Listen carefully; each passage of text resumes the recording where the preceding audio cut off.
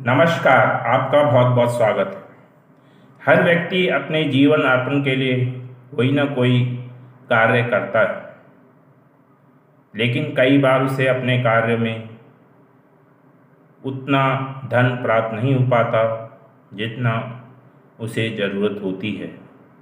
यानी कि वे जीवन की ज़रूरतों को पूरा करने के लिए धन की कमी से हमेशा जूझता रहता है।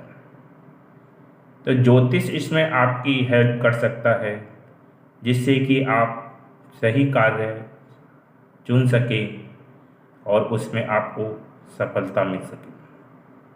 कार्य निर्धारण की ज्योतिष में कई विधियां हैं, जैसे कि आपकी लगन कुंडली का 10वां भाव और शनि कार्य के लिए काफ़ी इम्पोर्टेंट माना जाता है। तो 10वें भाव में कोई ग्रह बैठा हो या शनि को आप लगन बनाकर 10वां भाव देख सकते हैं, या नवांश के द्वारा, यानी कि कई तरीके की तकनीक हैं जिसके द्वारा आप जो हैं अपने अच्छे कैरियर को चुन सकते हैं। इन्हीं टेक्निकों में से एक बहुत ही अच्छी टेक्निक है जो राहु ग्रह के द्वारा कार्य क्षेत्र निर्धारण में कार्य करती है। तो आइए जानते हैं कि राहु ग्रह के द्वारा हम कार्य कैसे चुनें। इसमें आपको एक कालपुरुष कुंडली और एक अपनी लगन कुंडली दोनों को मैच करके रिजल्ट निकालना है, ठीक है। तो सर्वप्रथम आप लगन कुंडली में देखिए राहु कहाँ बैठा है। सपोज राहु यहाँ बैठा है, फर्स्ट हाउस में ही बैठा है, ठीक है ना। आपका राहु आपकी लगन कुंडली में फर्स्ट हाउस में बैठा है। तो कालपुरुष की कुंडली जो है, मेष लगन की कुंडली होती है, उसको कालपुरुष की कुंडली कहते हैं। तो फर्स्ट हाउस कालपुरुष की कुंडली में देखिए कि उसका स्वामी कौन सा है, यानी कि फर्स्ट हाउस आपका कुंडली में राहु बैठा है तो कालपुरुष की कुंडली का फर्स्ट हाउस का स्वामी क्या होगा, मंगल होगा, क्योंकि इसमें मेष राशि होती है, ठीक है ना। तो आप मंगल को पकड़ना है आपको और अपनी राशि में देखना है कि मंगल कहाँ बैठा है, ठीक है ना। तो इसका नियम है, राहु लगन कुंडली में जिस भाव में बैठा हो, यानी कि लगन कुंडली में राहु कहीं भी बैठा हो, ठीक है, और कालपुरुष कुंडली में उस भाव का स्वामी लगन या लग्नेश से संबंध बनाए तो उस ग्रह से संबंधित कार्य करने। यानी कि अगर राहु यहाँ बैठा है तो आप कालपुरुष की कुंडली का प्रथम भाव देखेंगे, क्योंकि आपका प्रथम भाव में बैठा है, उसका स्वामी क्या हुआ, मंगल। अब मंगल को देखना है आपका कहाँ है। अगर मंगल सपोज यहीं बैठा है, राहु के साथ ही बैठा है, ठीक है, या मंगल यहाँ बैठा है, ठीक है ना, तो ये लगन से संबंध बना देगा, क्योंकि लगन में बैठा है या यहाँ बैठा है तो लगन को देखेगा, ठीक है ना। या अपनी चौथी दृष्टि से भी हो सकता है, अगर मंगल यहाँ बैठा होगा, ठीक है ना, तो पहली, दूसरी, तीसरी, चौथी दृष्टि से, यानी किसी तरीके से भी लगन से संबंध बनाए, या लगनेश से। मान लो कोई भी कुंडली है आपकी, सिंह लगन है मान लो, ठीक है, और सूर्य कहीं यहाँ बैठा है सपोज, ठीक है ना, और मंगल यहाँ बैठा है या यहाँ बैठा है, तो दृष्टि संबंध बना लेगा, यस मंगल सूर्य के साथ ही बैठा है। यानी कि कुल मिला के आपको देखना है कि प्रथम भाव में अगर आपका राहु बैठा है तो कालपुरुष कुंडली के प्रथम भाव का स्वामी मंगल लगन से संबंध बनाए, या लग्नेश, जो भी आपकी कुंडली का लग्नेश बनता है प्रथम भाव का स्वामी, उससे कोई सा भी संबंध बनाता है तो आपको मंगल बहुत अच्छे फायदे देगा। तो मंगल से संबंधित आप कार्य कर सकते हैं। तो मंगल के बहुत से कार्य हैं, डिफेंस है, पुलिस है, प्रॉपर्टी है, ठीक है ना, कोर्ट है। तो आप मंगल से संबंधित कोई भी कार्य अपने सुविधा अनुसार या अपनी इच्छा जो आपको अच्छा लगता है उसके अनुसार आप कर सकते हैं। अब मान लो राहु आपका सेकंड हाउस में बैठा हो, सपोज एक और उदाहरण ले लेते हैं, ठीक है ना।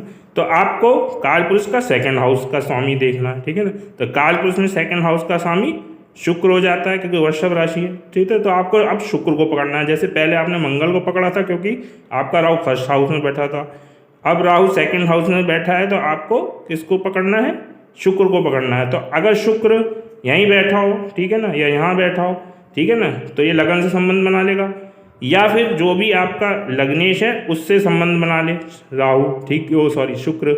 तो क्या करना है आपको, ये देखना है कि कहीं भी राहु बैठा है जिस भाव में, कालपुरुष की कुंडली के उस भाव के स्वामी को देखना है कि लगन से या लग्नेश से संबंध तो नहीं बना रहा है। अगर वो लगन और लग्नेश से संबंध बना रहा है तो आपके लिए शुक्र जो है जॉब के लिए आपसे मतलब आपसे संबंधित जॉब के लिए रोज राजयोगकारी होगा, यानी कि आपको इसमें धन की भी प्राप्ति होगी और आपकी इच्छा भी करेगी इस कार्य को करने के लिए। तो शुक्र से संबंधित कोई भी कार्य कर सकते हैं, होटल का, ब्यूटी पार्लर का, या कोई भी शुक्र से संबंधित जो भी कार्य है, फिल्म इंडस्ट्रीज का, ठीक है, तो उस टाइप के कार्य कर सकते हैं, ठीक है ना।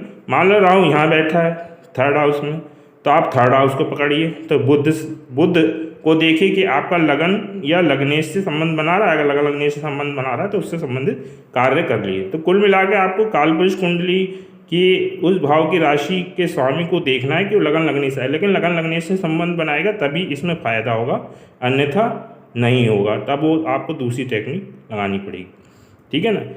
अब दूसरी एक टेक्निक इसी में और है कि राहु लगन कुंडली के जिस भाव में भी बैठा है उस भाव का राशि स्वामी अगर लगन लगने से या तो कालपुरुष का जो मैंने आपको बताया वैसी, अब जैसे मान लो राहु यहाँ बैठा है, तो राहु किस में बैठा है, मान लो सपोज सिंह राशि में बैठा है, ठीक है ना।